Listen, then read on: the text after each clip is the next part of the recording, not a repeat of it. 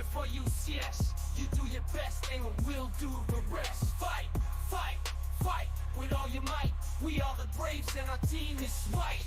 Go, go, for our colors bright. We are so proud of the blue and the white. Score, score, score and fight some more.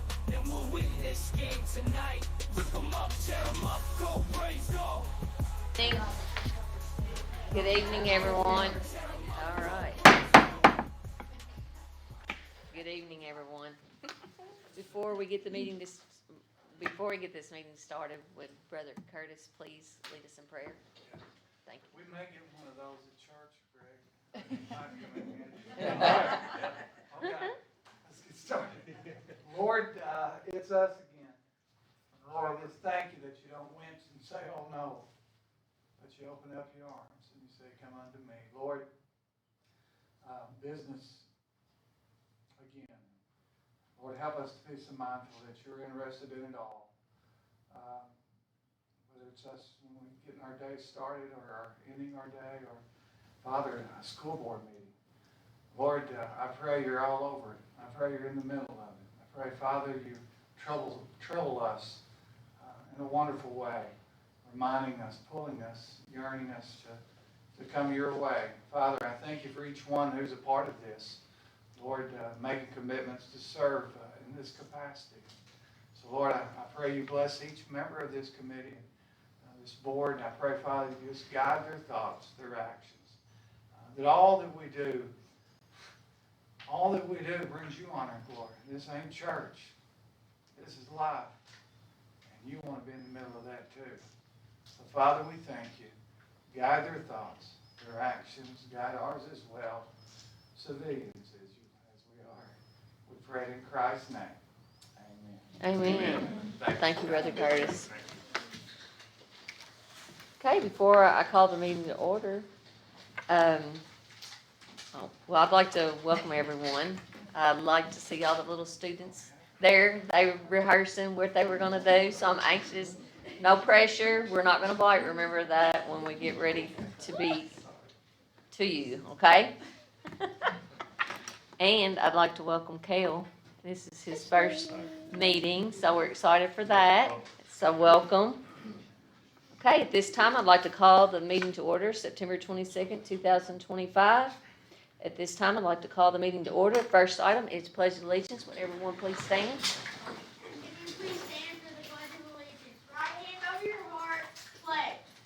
I pledge allegiance to the flag of the United States of America and to the republic for which it stands, one nation, under God, indivisible, with liberty and justice for all. And that was Mr. Garrison Baird leading us. So thank you, Garrison. Next item is mission statement. Kale, would you please read the mission statement? At Union County Public Schools, we envision a future where every member of our school family is seen, supported, and inspired. Our schools house student-centered learning rooted in strong community connections and driven by a culture of leadership and fun at every level. We believe every child should learn at a grade level and graduate with purpose. Together with families, staff, and community members, we are building a district where students succeed with confidence, character, and bravery. Thank you, Kale. Next item is approval of the agenda. Do I have a motion to approve the agenda? So moved. Mr. Hagan made the motion. Do I have a second? Mr. Clifton made the second. All in favor? Aye. All opposed? Motion carried. Next item is recognition, Stars College Network Midwest College Tour. Ms. Nelson. Thank you. Good evening. It is my honor to give an award today to one of our legendary employees, Ms. Nicole Thomas. Nicole has been a guidance counselor at the high school for many years, and last year she relocated with UCLA to start their program, and this year when they moved back across the street, we got her back on a part-time basis. So Nicole is part-time UCHS, part-time UCLA, and you put the two halves together and you get one whole legendary counselor. So she recently was selected to attend the Small Town and Rural Students College Network Midwest College Tour, which is a mouthful. So I'm gonna let her come up in just a moment and tell you a little bit about the tour, but, before I do, just a little highlight reel. On her tour, she got to, visit 4 very prestigious college campuses. And it is with great pride that I share that of the 4 college campuses, 2 have Union County High School students, enrolled on those campuses. So, without further ado, and also as she makes her way up here, I want to also recognize that Nicole was recently selected for the School Programming Award at the Kentucky School Counselors Conference. If I said that wrong, you can help me out there. But she was recognized for the school counseling program that she designed at UCLA. So we're tickled and so proud to have Ms. Thomas. And at this time, will you tell us about your Star Tour? Yes. Okay. Okay, so, small town and rural students, the Trot Family Foundation started this program 2 years ago in 2023 with $20 million to support small towns like ours. So what they do is, in addition to the counselor tour that I did, they have what they call fly-ins. So they support students to fly in to like visit Columbia, visit Notre Dame. So that's kind of part of the project, and they've recently added some tutoring and some other stuff, and AP fee waivers for teacher training. Both I've got to dive in more, so don't write that down on anything. But I want to look into it. So anyway, it was 48 hours. It's the busiest 48 hours of my entire life, but it was great. Flew into Chicago. Took an Uber to the wrong college. I went to the University of Chicago. I was supposed to go to Northwestern. So I Ubered again. So it was a lot of Uber. So we toured Northwestern. They, through this foundation, we stayed in downtown Chicago. The next morning we went to University of Chicago, spent the morning. That's where I got to see Keelan Gobin. He looked super happy. He had a schedule like mine, but it was like every day for like 15 days. Then from there, we took a shuttle to Notre Dame, did the evening there. I tried to touch base with Emily Davis, who is working on her PhD in economics at Notre Dame on the Presidential Fellowship Program. So that's a scholarship program, which is pretty awesome. But she was teaching a class, so I couldn't touch base with her, and then we had dinner overlooking Notre Dame's football field, which I thought was pretty cool. I don't really watch football. Go Braves! I watch them, but I don't think I've ever watched Notre Dame play football except in the movie Rudy. But That counts. and then we stayed the night there. The next morning we had a 4-hour shuttle to Case Western Reserve and toured that campus before we flew home. So all of that in 48 hours. It was funded through this program. And they do a couple of tours a year. Like, it was amazing. Normally, I would never see these colleges. And it was free. So hopefully I can apply again in another time. But it was really hard coming straight from the Kentucky Counselor Association conference straight into that. So I missed 6 days of work away from kids. So that was sad, but exciting because I did cool stuff. But the KSCA Program Award was for a calming space or activity. So it was a mini grant I wrote like almost 6 months ago for UCLA, and I did it for yoga. So I'm gonna learn yoga for classrooms, not like extensive yoga, but yoga you can do in the classroom for stress relief, academic improvements, and I'll be able to get that training and order some mats and a few other materials. So that's my plan, but I'm gonna kind of look at our other elementaries. Dr. Hancock told me they got some calming stuff going on. So that's my recognition of myself. Great job. Can we get your photo? Can we be in the photo? First meeting, you gotta be in one star. Yeah. Or you can be in all of them. That's what we said. Caleb Gotta be in the needs to be on tonight.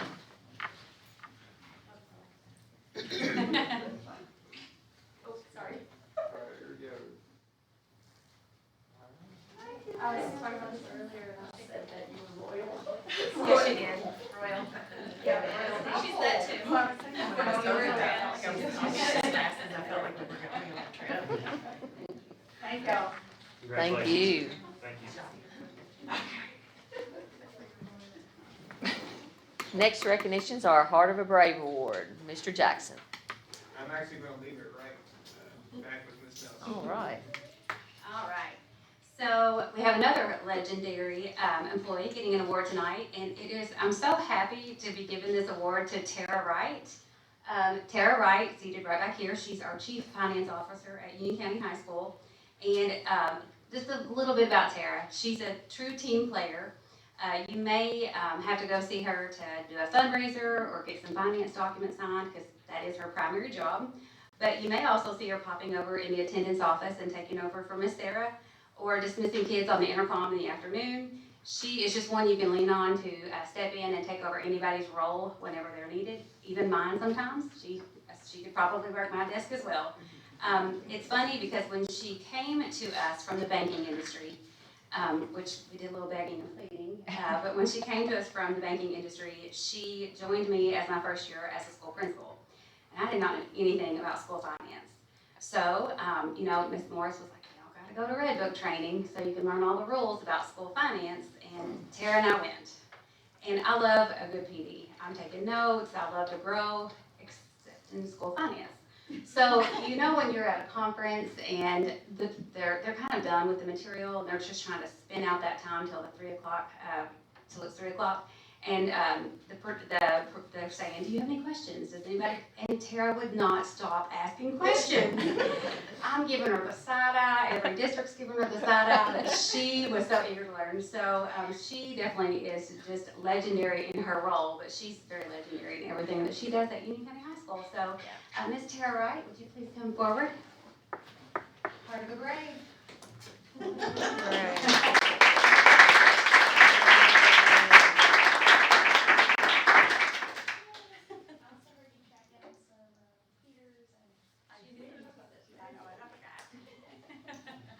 But she also noted the AP training. He's earning his keep around here already. That's right.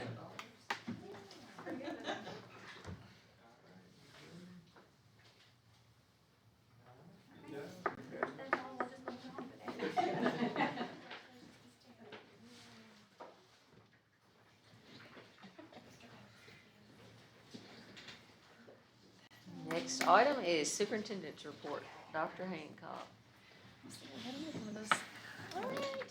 I feel like my report's pretty short. So I'm gonna start with Kale. I'll let him talk a little bit about world as a student right now. Okay. Let's see. Okay, so there's just a list of things that I want to recognize that's going on in the school right now. So our football team plays Hancock this Friday at 7. Cross country is preparing to finish out their season. They're in mid-swing. Girls soccer needs players. They need players. They have an injured squad. A lot of concussions, a lot of things going on. 8th grade and up. If somebody wants to spread the word on that. Boys golf will have regionals tomorrow, and girls volleyball play tonight at 7. And some of the events going on right now, we'll have theme weeks at school for the next 2 weeks. Going into Cornfest and everything like that. Leadership class is partnering with our Morganfield First Responders and Homemakers Club for Bears for Braves. So that's just something where we donate stuffed animals to our first responders so that whenever they get a call in and there's kids in distress or they need to be taken out of a situation, they give them a stuffed animal just to kind of help them with that.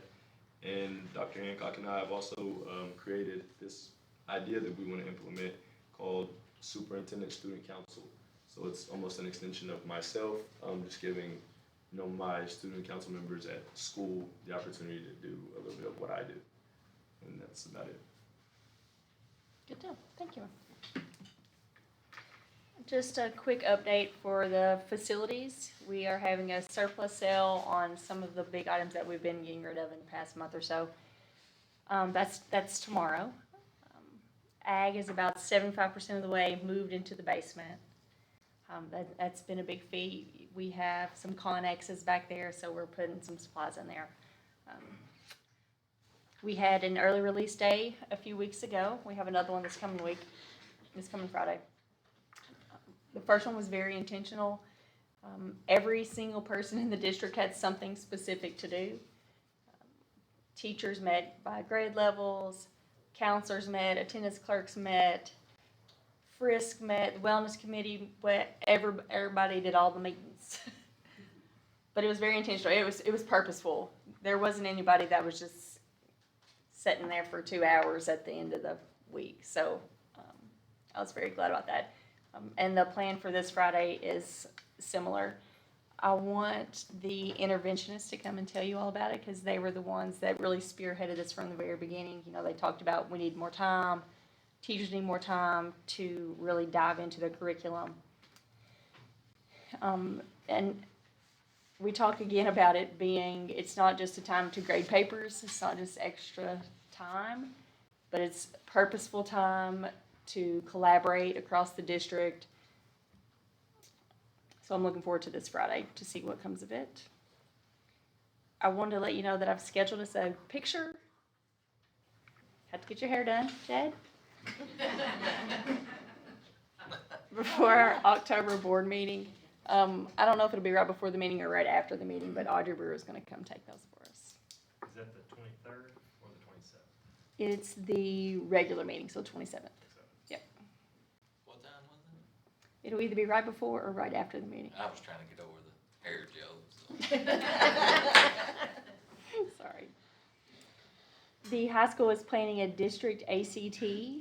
There are 43 sophomores and 37 seniors signed up. They're also doing a PSAT for 48 students. We're kind of in a conundrum, if you will. The state hasn't decided if we're going to do the ACT or the SAT. And the SAT isn't something that we have really ever dove into, so we have some trainings scheduled that several of us are going to go to learn about that.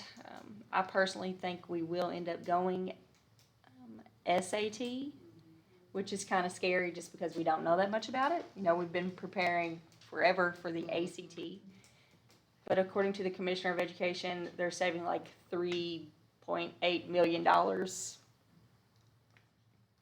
to go SAT instead of ACT.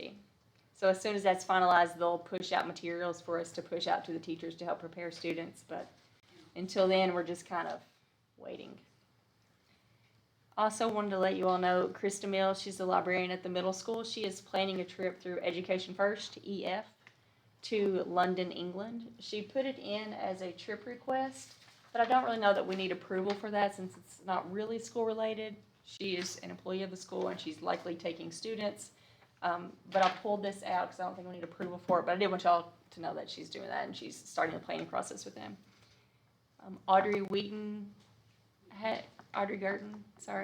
has taken a couple trips like that in the past. That's probably the most recent teacher that's done those. We will continue our CT advisory meetings. October 14th is the next one. Is that the right date, Evan? That's after fall break, that's right. That's right. Yeah. I just had just double check in there. And they'll continue on that first Tuesday of the month. So the 14th is not the first Tuesday, but fall break is the first Tuesday, so that's what that one's different. Nick Wright is about to push out round 2 of the Empowered Educator Fellowship. You may have saw recently Margie's robot that she used her money for last year. There was one that the kid was very excited, but he was walking in a straight line, so apparently that was hard, and he took care of that. Then there was another one, the robot was dancing, doing the robot, I guess.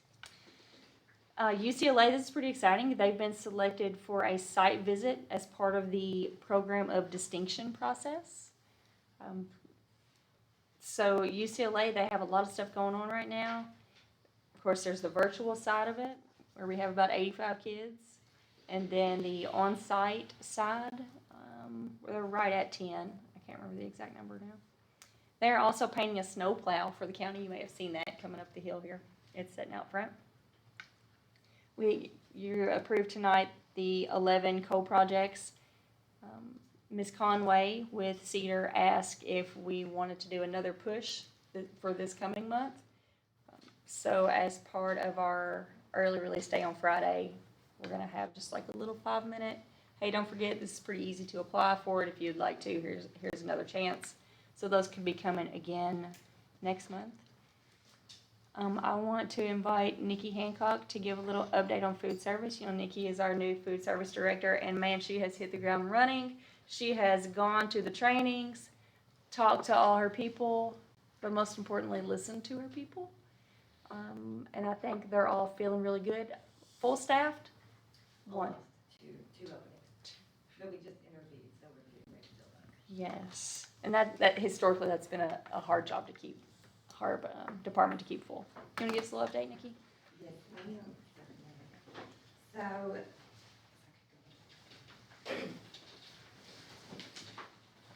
So thank you, Dr. Hancock. And I did want to just, formally introduce myself. I'm Nikki Hancock. And I'm excited to be a part of the leadership team this year. And I appreciate Dr. Hancock and the support of the other administrators here in the district, for their, faith and belief in me that I got this. So, have hit the ground running, that is correct, been to Frankfurt several times already, but learning a lot. I don't come from food service, however, it is, of course, one of the most important jobs, I think, because if students aren't fed, then they can't focus, and they can't concentrate, and they can't learn. So, our mission is to feed students, essentially, just get them what they need, get them the vitamins and minerals they need, and let them be healthy and happy and able to do that learning. So with that being said, I do have an update on some of the things that we've been working on.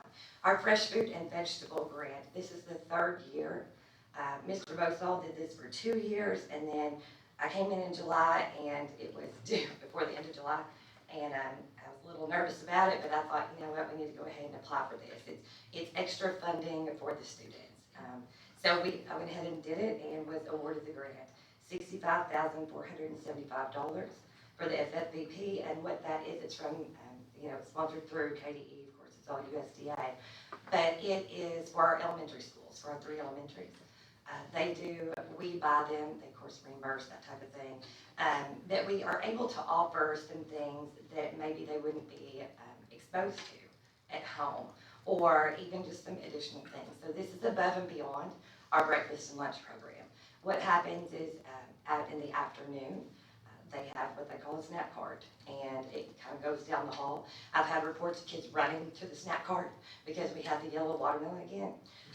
Windy Hill Farms and Smith Mills has been great. Mr. Johnson has been great about, talking with me, communicating with me, educating me as well on what he can provide, what he can do. We've had cantaloupes and honeydews and snack peppers and that type of thing. And if you've ever been to the high school on Taco Tuesday, Miss Samara and her pico that she makes, especially, I asked her, I'm new, so I went to her and I said, Miss Samara, I've got a list here of things that Mr. Johnson can provide, and she said, give it all to me. I'll use it all. And I said, yes, ma'am. So that's what I did, and it was beautiful and colorful and just very nice. So everyone's enjoying that. We did not begin the program, however, until September 2nd, just because of the fact that we were getting our bearings straight a little bit, and also some managerial positions that were vacant. So once we got that established, we did go on and start to do that. So that's exciting. On the early release day, as Dr. Hancock said, we did have our wellness committee meeting. That was August 29th. We discussed revising the wellness policies for the district and elementary schools, as well as the Baptist Health Deaconess School Wellness Initiative. So all schools are working on that and already have that submitted, actually. So the committee will once again pursue the America's Healthiest Schools Award by completing the Healthier Generation School Assessments. So we are working on that as well, work in progress. We will meet again in October. Equipment upgrades.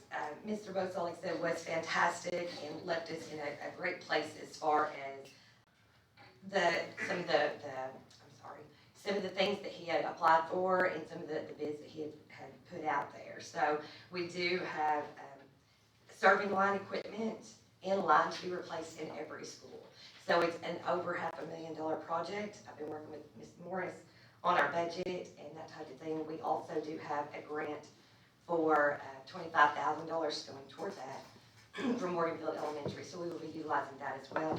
I'm meeting with two gentlemen on that project actually Wednesday of this week, to start to look at Morganfield, which is, like I said, where grant is from, and then also the middle school because they're just honestly in the worst shape. Looking at our surplus list that I was kind of getting together, a lot of our serving lines are 45 years old, 40-something years old. So it's definitely time that they be replaced and upgraded and all that kind of good stuff. So I'm very excited about that. Participation, I wanted to do a quick report on that because I do want to keep an eye on that. Of course, that's our goal, is participation and to increase that because we are CEP, which means that all students receive free breakfast and lunch. They just have to show up and put in their number. It has not always been easy to get students in there. I use the example quite a bit because I appreciated Mr. Paris actually rerouted his students. So they're no longer able to go in the front door to the gym. They have to walk around by the cafeteria, which is fantastic because at least they can see that that's there and that they are more than welcome to come and to grab a hold of that breakfast. So I wanted to see how we were doing compared to last year.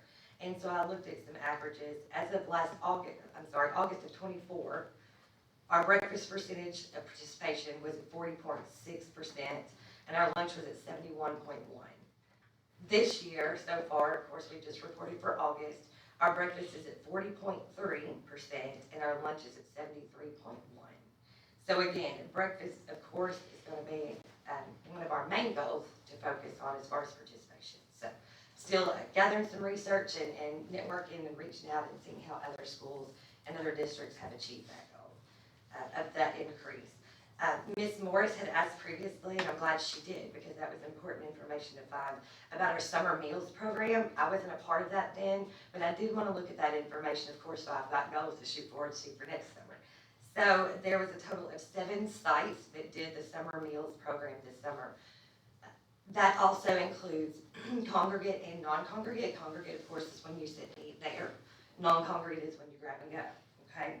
So of the two combined, 55,320 meals were served or distributed this summer. And that's just the very end of May, June, and July, because we did not even operate in August. So that's super exciting stuff right there. I did share with Dr. Hancock and some of the other district leaders, one of the things that I've been thinking about and trying to look for is what are our goals as a department? I've been speaking with our managers, and I've also asked Dr. Hancock's permission and got a blessing to have all staff employee meetings once a month, as well as the managers meeting once a month, because they're the ones that are there, and they're the ones that are doing the hard work, and it's hard what they do every day, trying to guess how many kids are going to eat, making sure we have enough food, that type of thing. Those ladies and one gentleman work very hard for us, and we appreciate them. So one of the things that I did write down, the food service department's goal for the 25-26 school year is to obviously increase participation, but I'd also like to offer healthier and more appealing meals that are both nutritious and well presented. Because if it doesn't look good, you're probably not going to taste it. And I would like to offer just a personal goal. I'm looking into getting away from so much processed food and into more, they call it scratch cooking in my world.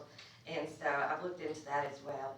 I know we serve our S&P burgers at least once a month, and that's fantastic with a local partnership there with S&P Farms. But we've also looked into getting some fresh ground beef that can be cooked and used in some of our recipes as well. So we can do a little more homemade and still stick with all the guidelines with the sodium and the sugars and all the things that we have to do. So that's one of our goals there. I'd also like to educate our staff, parent guardians, and our stakeholders about the USDA federal program. There is more to food service than I ever imagined, but that's a good thing. It's going to be a lot of learning, and I'm working hard at it, but it is I think anytime you work with a federal program, there's a lot more than you think. But yes, just for an example, one of the things that was said to me before I even started was, talking about meats and meat alternatives. So I just like to give a little education about that and let people know this is why we do what we're doing here, and this is how it qualifies as a meat alternative or whatever the case may be. So just a little education I think might go a long way as well. National School Lunch Week will be the week after fall break. It's the 13th through the 17th. The theme this year is not Decided by Me, it's Decided by the State by KDE. Taste the World, Your School Lunch Passport. However, I did this is my first big menu planning event, and I was excited about that. So we will feature foods from Jamaica, England, Italy, America, and Italy's not gonna be pizza or spaghetti, because we do that already, so we're gonna do a little cheese ravioli this time, yes. So we're gonna do that, and then I wanted to honor Miss Amira and of course Mr. Ariza, but Miss Amira loves what she does, her passion shows at the high school, and she takes great pride in what she provides for those students, what she fixes. So I said, Miss Amira, I wanna honor you, what do you wanna fix? She said, oh, the kids love the Polo Loco, and I said, well, let's do it. So that's what we're doing, and we're honoring them by using Colombia as another country. So just to let you all know, I have asked the administrators to try to be present, close to the cafeterias to help serve if they would like to that week, and of course to participate, because a lot of times students, mock adults, and they see us participating in the food or trying different things, or even the vegetable and fruit program, things like that, and they might be more apt to try it as well. Teachers have also, I've informed the principals who have been asked them to inform the teachers so that maybe they can even incorporate that into some classroom activities as far as the countries are concerned. And Mr. Jackson doesn't know it yet, but he and I'll be working together. Sorry. I'm volunteering to post some things on the public schools webpage as well. So, but thank you all very much. I appreciate it. Thank you. I have a question for you. Yes, sir. If you don't Sorry. care. It's on the, you're talking about the CEP program, participation levels. Is there a minimum to maintain our qualification for that program, and what is that? Yes, sir, there is. The minimum is 25%. Okay. CEP has actually figured it is the percentage of the DC, which is the direct certification, according to different things that students qualify with, Medicaid, things like that automatically make you directly certified. So I do know that, but there's also a formula there, and I can't quote it for you, Mr. Clifton. I've got it written in a note somewhere because I learned it in the training. But it is, I know it's gotta be greater than or equal to 25%.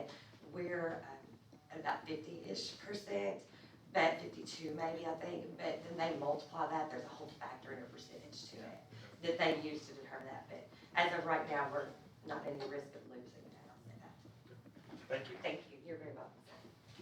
Thank you, Nikki. I wanted to make sure that you guys were aware of the Hall of Fame inductees from the football game last night. Randy Conway, Kenny Davis, Bill Hewlett, Paul Monsour, Skylar Smith, and Michaela Thompson. We have our Heart of the Brave going strong again this year. We've already had 45.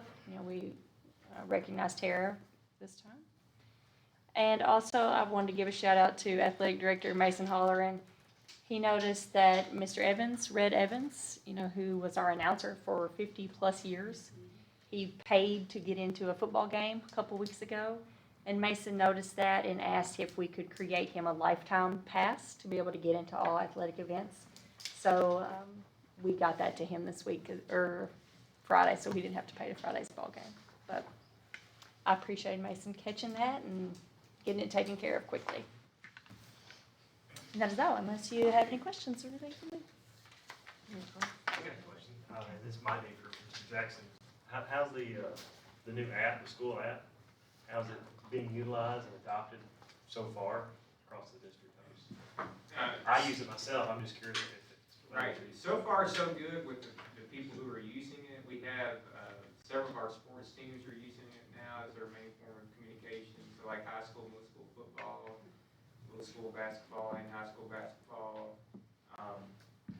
Now there's starting to be a few clubs. The Interact Club is going to start using it. Miss Joey Loxton's leadership class is starting to use it now. So we're starting to get kind of out of athletics and more into the classroom now, which I'm excited about. So we're kind of just letting teachers use it as they see fit. We didn't really see, like forcing it on people right now, but just kind of letting them use it as their needs come. But that's getting more and more. So, and any feedback I've gotten from the people who are using it has been very positive. It's meeting their needs.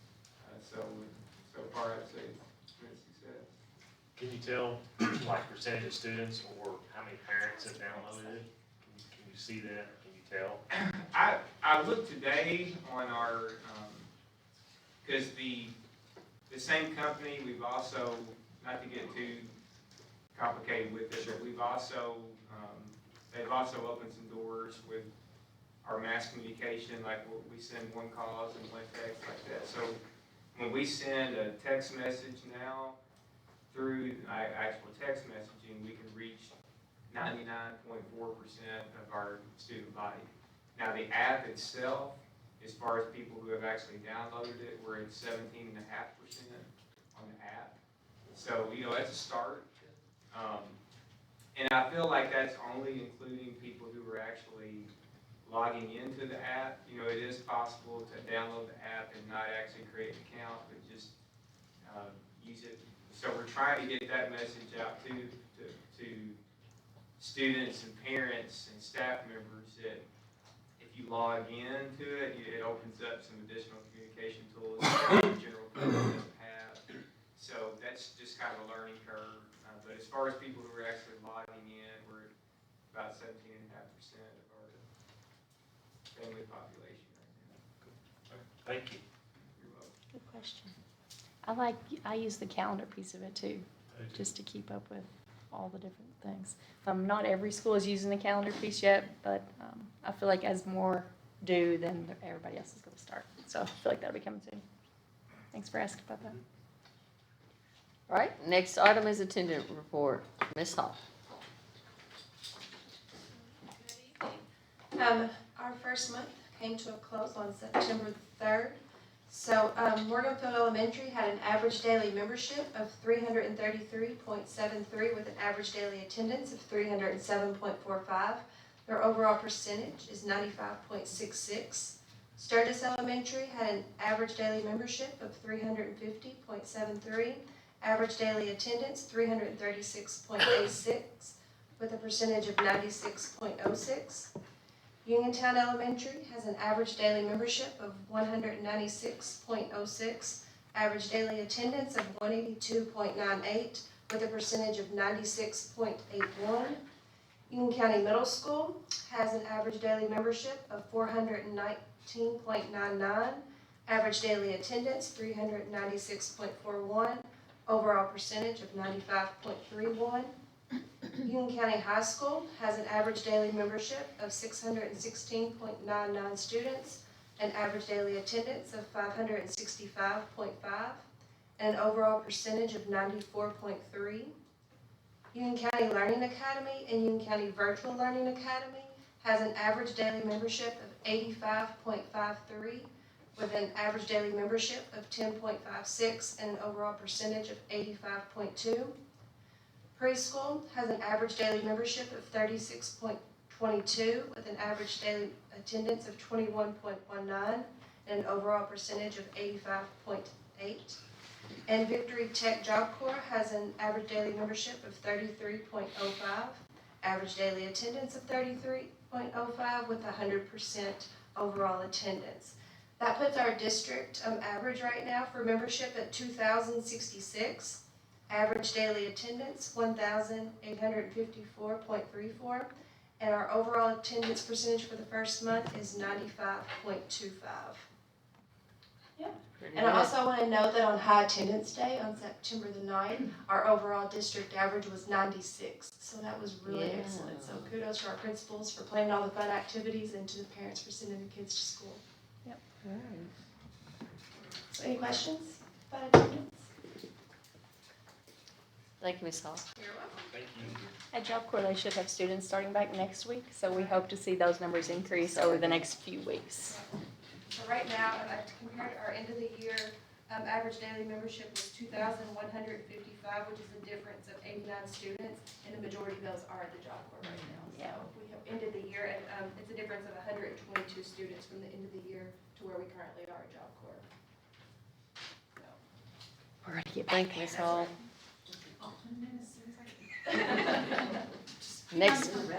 Next item is SBDM report, Sturgis Elementary School presentation. Here comes the stars. Sorry, they had to sit there all that boring They're so stuff. excited. I know. So excited. No.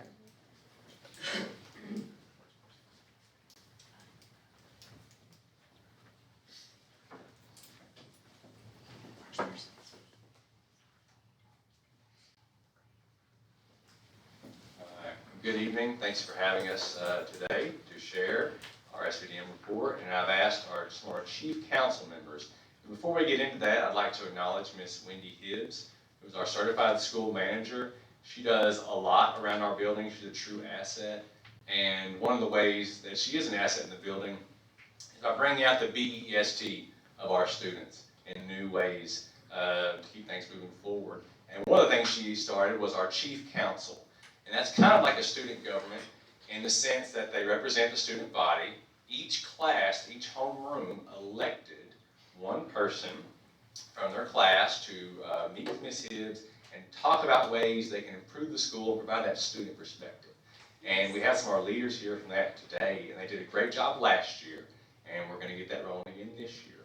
So I'm going to introduce Mr. Brady Wells, Mr. Garrison Baird, Mrs. Katie Nall, and Nora Hendrickson, and they're going to share a little bit about what they did on our first Chief Council. We are Chief Council members, and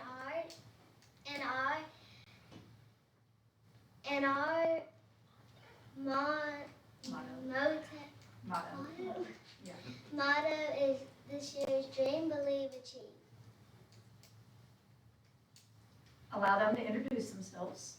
Hi, my name is Nora Hendrickson. Hi, I'm Brady Wills.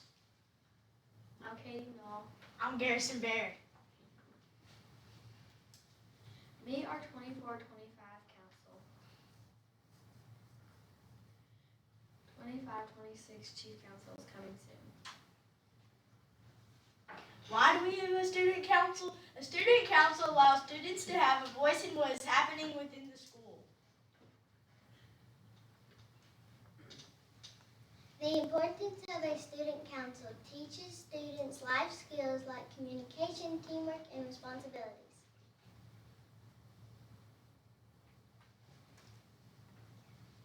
Each class K through 5 nominated 3 peers to serve as the class representative. The classes voted using a Google form for the individual that represented our school motto, BEST. The student elected serves for the year. The teacher leader sets an agenda based on the school needs. The council sets norms and met weekly to accomplish the goals. The accomplishments: teacher creation, monthly tree cart, field day planning and setup, BEST script and video, chief council, chief of the month reward input, homeroom reports, and school-wide photos. Here are some of our videos on our BEST expectations.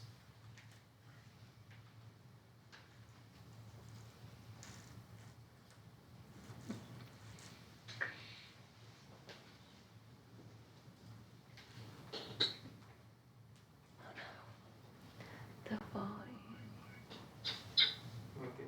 It's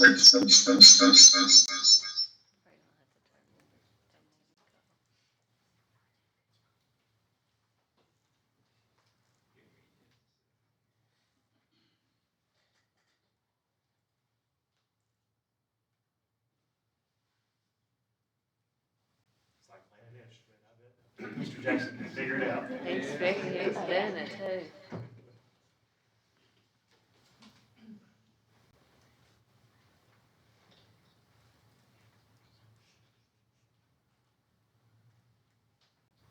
Hey, Donnie, no offense, but can we hang up on you just for a second and just bring it back? Sure. I think that might be what's causing the problem.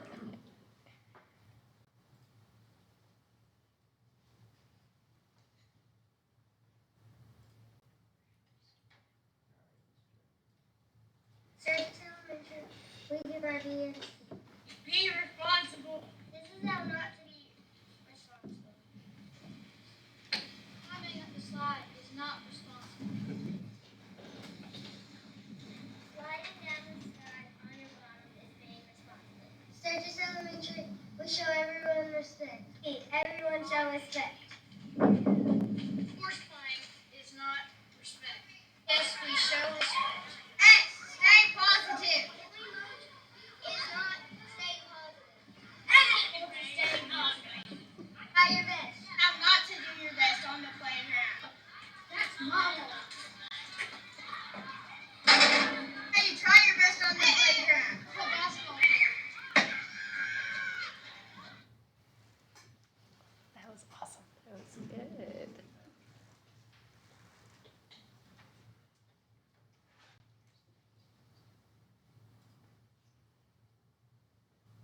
Thank you for having us today. Thank you. Very good. Good job.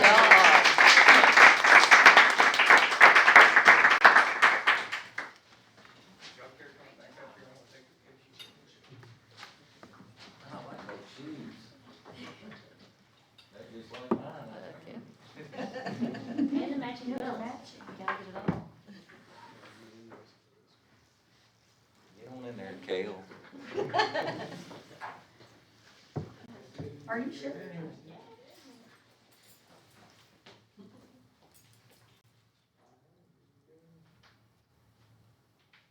Great job. And I just want to brag on a little bit, because all the student council wrote all the scripts for every area of our school, and then filmed them, edited them, and produced them for all the staff, or all the kids to show them. And so they'll watch them after every holiday, you know, to refresh you and stuff about expectations. So they did a really good job. They did do a good job. Great job. Great job. Thank you.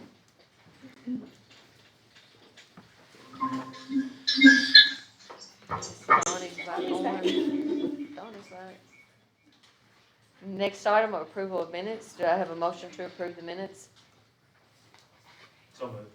Mr. Clifton made the motion. Do I have a second? Second. Ms. Duncan made a second. All in favor? Aye. All opposed?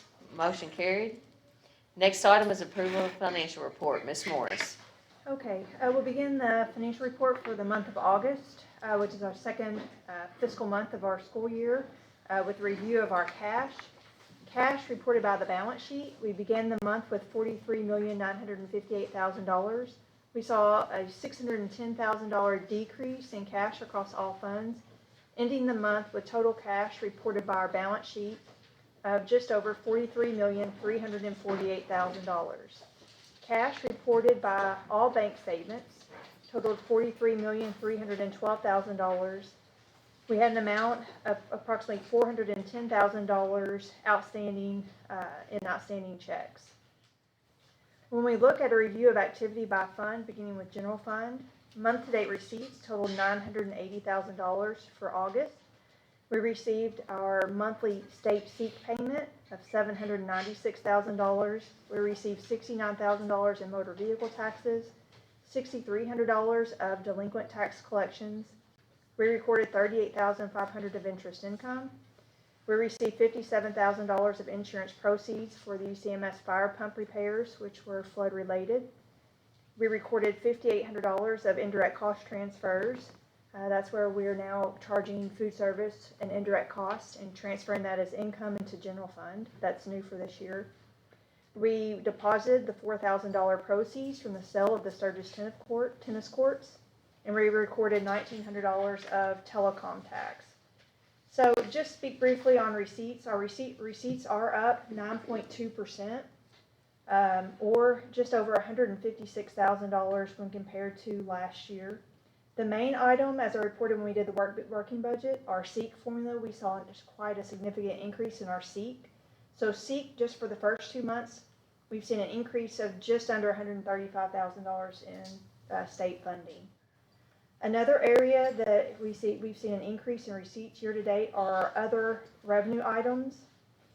We've received other revenue, which is unbudgeted revenue, of just under $70,000. We did receive, as I just reported, the insurance check of $57,000, so that has been updated in the working budget. But we also received the $4,000 for the tennis court, and then we've recorded another increase year to date of just $8,400 of indirect costs for food service. So our receipts are up 154, 135 of that is SEEK related. When you look at a year-to-date analysis, kind of the busy sheet that I provided as year-to-date analysis by function, I don't know if you've reviewed the detail at the bottom, but there are a lot of accounting entries where we book prepaid expense at the end of the year and it reverses. So what I tried to do is isolate those from our net change in expenses. So if you look at that through August, on paper, our expenses have increased $380,000 or over 20%. But if you isolate the prepaid expenses that reverse themselves at the beginning of the year, we look at a net increase of $160,000 or 8.56%. when you isolate that, it was actual true increase in cost. So we had an HVAC unit go down at the UCHS cafeteria. That was an unexpected $19,000 increase. And then $57,000 for the middle school pump repair. So that's $76,000 in repairs and maintenance.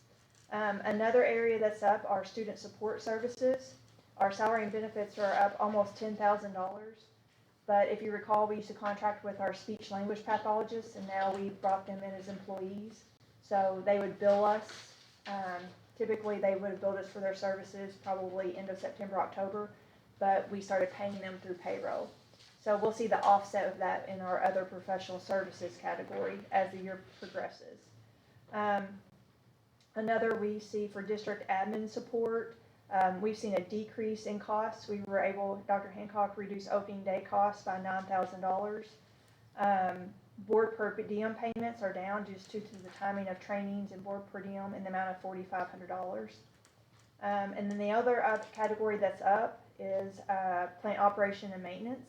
Our salary and benefits are up $19,000, and that's because we have filled vacancies for most of our custodial positions. Plus, we've given incremental raises over the last year. So I kind of highlighted those items that are true cost increases or decreases in yellow and provided an explanation below, as opposed to what are pure just accounting entries. So if you have any questions on that, just please let me know. So special revenue fund month-to-date receipts total $264,000. We received $186,000 for state grants. We received our quarterly Frisk payment of $71,000. We received reimbursement of $16,000 for an AED grant that Mr. Shane Smith wrote. Mr. Smith, how many AEDs did that provide? It provided 8 AEDs. So we received reimbursement for that grant for that cost. We received $99,000 for our quarterly Flex Focus grant, so that's school safety, GT, preschool, and safe schools. We also drew down $78,000 on our federal grants via our federal cash request. So year-to-date revenues totals $581,000. Expenditures for Fund 2 total $280,000. Through the end of August, we had invested $217,000 of that amount back in instructional costs. Our district activity fund, Fund 21, we received $1,715 in revenue. $1,675 is what was collected as we sell here at Central Office our senior citizen sports passes. So I just want to report, I believe we started the senior citizens passes in 2022. This year alone, we've issued 72 of those passes, just a piece of data. In Fund 21, we expended $4,800 from our district activity fund, which is primarily for student school supplies, made possible through donations from generous donors. School activity fund, Fund 25, there's no activity to report. Our capital outlay fund, Fund 310, there's no activity to report. Our FSPK fund, 320, we transferred $2,231 to Fund 400 for debt service interest payment on our 2013 bond issue. Our net debt service payment, which you should see, we'll see activity next month, is due November 1st. It's a new payment. We'll issue a payment of $251,000 on this newest bond issue for the current construction project. Construction fund, Fund 360, we recorded $48,000 of interest income on the LPL money market account where our bond proceeds were deposited. Expenditures for Fund 60 totaled just at $625,000. We dispersed $617,000 for payment application number 3, which was work billed on our project by contractors through June of 2025. We issued $4,800 for builder's risk insurance, and we paid $2,200 in architect fees. Debt service fund, Fund 400, we received the $2,231 from our Fund 320 for the debt service, and then we issued the same amount of related debt service payments for that bond. Proprietary funds, food service, month-to-date revenue totaled $20,000. That included $9,000 as residual CNIPS claim for our summer feed program. We recorded $4,400 of interest income. We received $5,000 for non-reimbursable meals, $1,400 for contract meals. When you look at year-to-date expenses for food service, that totals $160,000. Last year, through August, food service had expended $307,000. If you remove equipment purchases bought last year and just look at pure cost of operating, we actually are $9,000 less than where we were in the prior year for our food service program. Daycare fund, Fund 52, month-to-date revenue totaled $16,600. We received $14,200 of tuition payments, $2,400 in interest income, and $18,800 of program expenses. Again, some of that is still left over from summer programming, but then we also added the addition of one sub. So that's the finance report for the month of August. One thing I would like to, when I report on architect fees, so when we met in the working session, we added item number 16, well actually 15 and 16. One was approval of the schematic design, which you viewed at the working session and we discussed. Number 16 was actual proposal of the related architect fees. And so that wasn't received and uploaded, so I'm not sure if all of you had a chance to review that. Mr. Jackson, is that possible to bring that attachment up on the screen just so they can see it? Yes. So Sherman Carter, as you know, is our architect. So they provided a not to exceed quote. This form does not include the language not to exceed. So the board, I'm asking for your approval for that language not to exceed their fee of $33,850. So their fee includes both the engineering fee and architect fee. Engineering is part of the architect services. So the architect fee is about 2/3 of the cost, and then they will bill us on a not to exceed hour for redesign on actual hours performed on the redesign of the project. So here's their scope of the project is to redesign the space previously designated as a computer lab, computer classroom, and business pathway suite. The new program to accommodate the construction technology classes, which is the residential carpentry maintenance or the BAM program. It includes architectural designs, code review, ABA review, engineering, cost estimation, door hardware, structural engineering, mechanical engineering, electrical engineering, plumbing, fire protection to accommodate the new program. So when I had the final, architect Chris Jones had already left the office when I called him to say you left the not to exceed language off of it. So he was already at home. So I said, well, I'll present this document and note that this, it will say AE basic services fee dash not to exceed. And then they'll bill us. And then in our contract, our original contract with the architect, there's a fee schedule of their rates that are billable. So that's already established by KDE. Give me a rough idea if you know off the top of your head, and don't go to a lot of trouble if you don't know, looking it up, but what percentage of that is what we originally paid for the original, or what was? Well, I don't know that it's any, if Markham, so Mr. Backus was here. Backus, knowing Mr. Oliver, who was here, I'd say he's pretty exact with his estimation. So it makes me feel better that the redesign will be actual hours performed by Sherman Carter. So I don't know how much we're really paying of what we've already paid before. I'm sure with Markham's cost to Sherman Carter, there's probably a little bit of a markup because they're managing. So we're probably paying a little markup on that.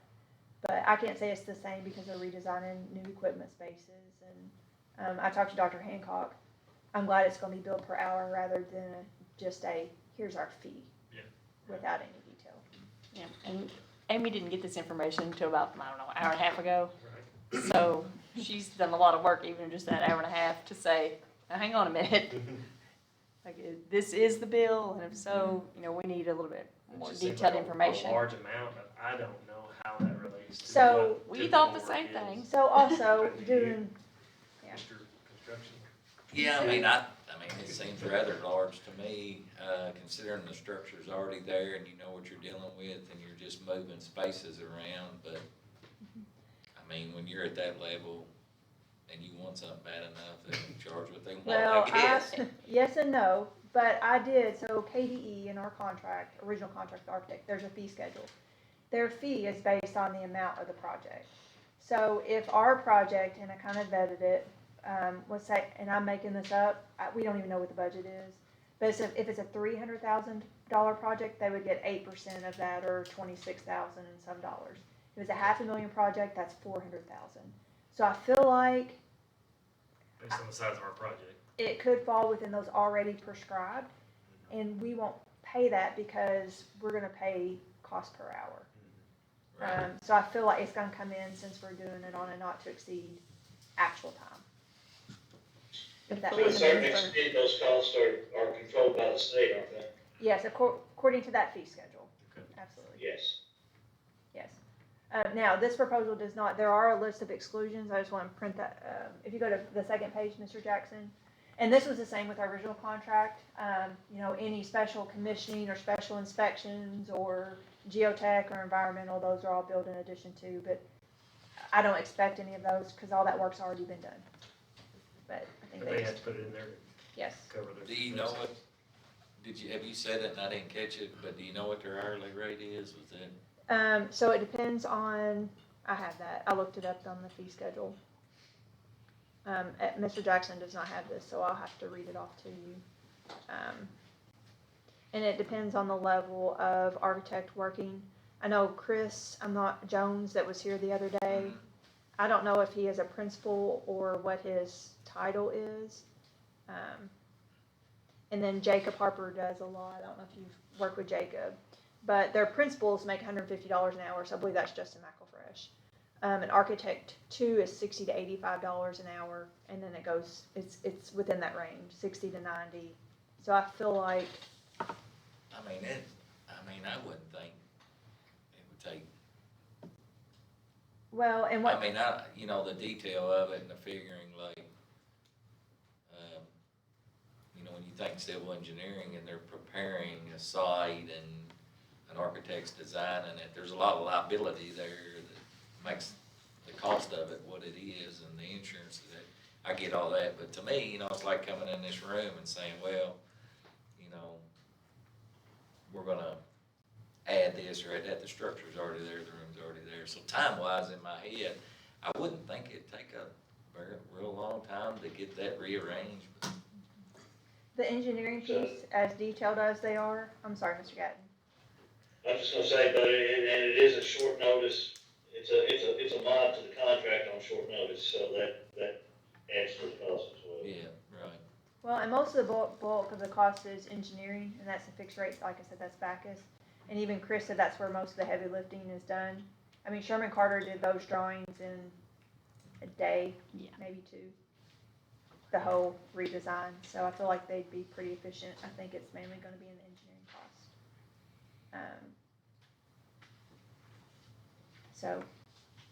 But when we went back and kind of looked at those scales and the percentages, and I felt better about the number at least. We wanted a little bit more detail, you know, and they told us about 2/3 of it will go toward engineering cost. That's a lot of layers of engineering too. Sure. Would you say, Donnie? So that's a lot of layers of engineering, you've got the plumbing, the electrical, the structural, I mean, it's a lot of different layers they're having to layer into that change. So as an engineer for each one of those? Okay. Yeah. I mean, there's a reason it's. So like I that'd said, be the worst, 33,850. right, that's on a high note, so hopefully Not we to get in and exceed. it goes smooth. Yeah, as long as it says that. 15,000. Yeah. Oh, well, That's we what will it's not important. sign it, that's what Right. the board's approving, is a not to exceed. Not to Yeah. exceed. And amended version. Yeah. Yes. Yeah. So, sorry, I just want to go ahead and cover that, and just because we didn't have the specifics on Thursday. Okay, so there, any more questions for Ms. Morris? Do I have a motion to approve the financial report? So moved. Ms. Duncan made the motion. Do I have a second? Second. Mr. Hagan made the second. All in favor? Aye. All opposed? Motion carried. Next item is approval of payment of bills. Do I have a motion to approve payment of bills?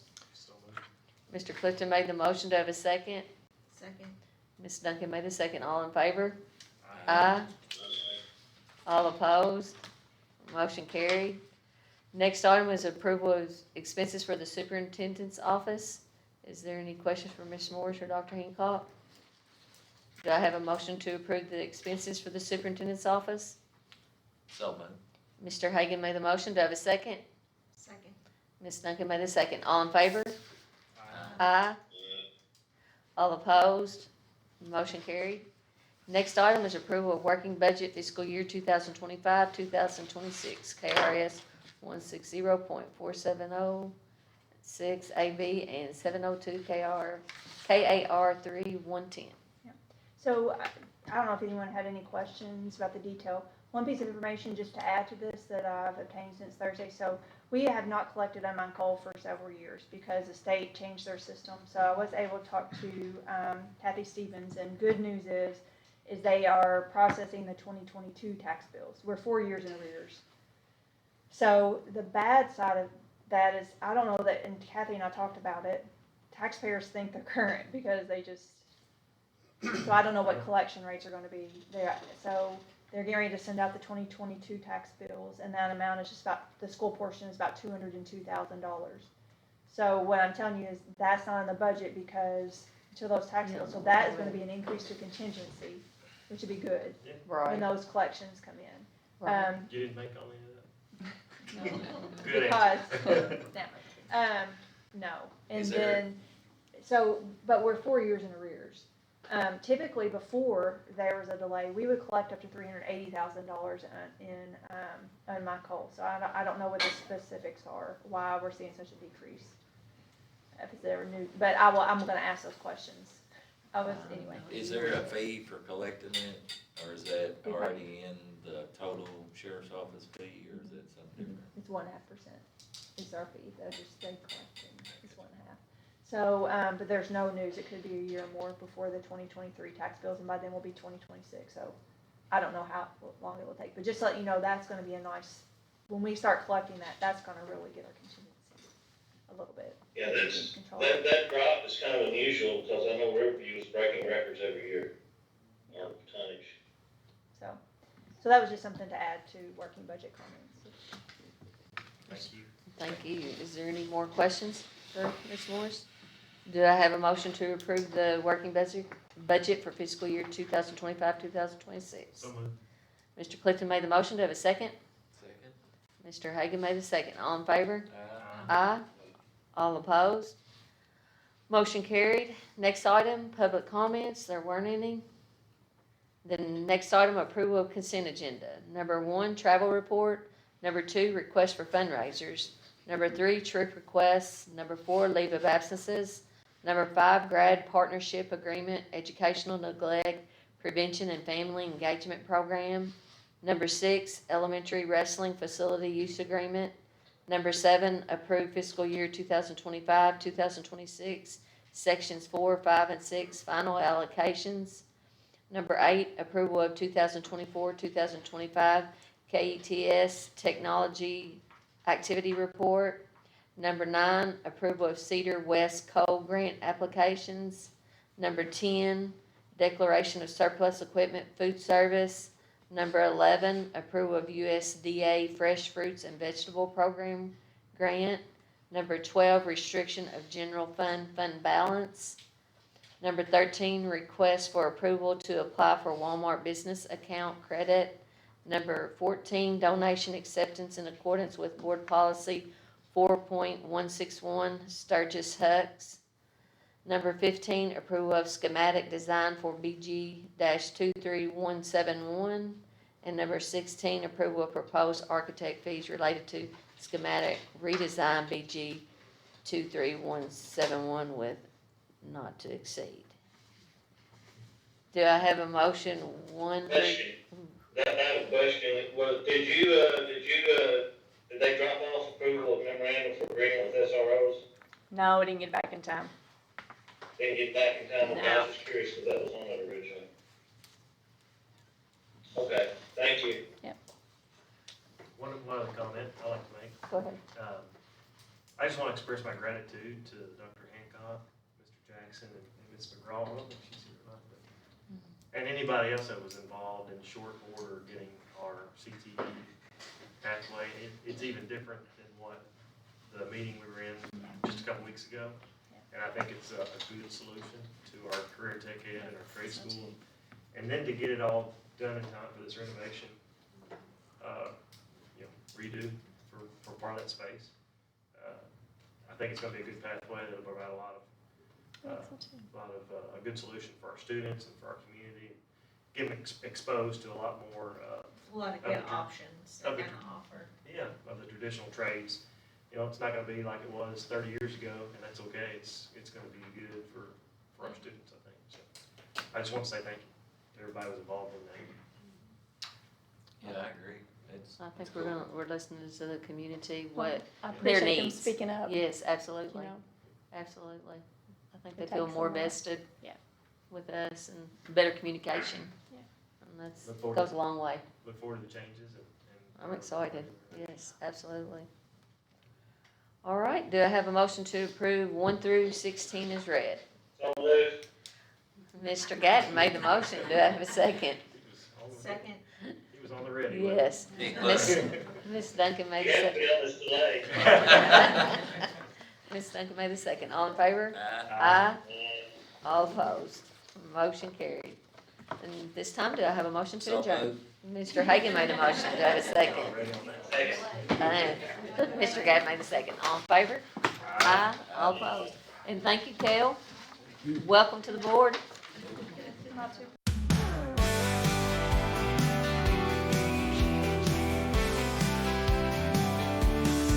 You do your best and we'll do the rest. Fight, fight, fight with all your might. We are the Braves and our team is right. We are the Braves and our team is right. Go, go for our colors bright. We are so proud of the blue and the white. Score, score, score and fight some more. And we'll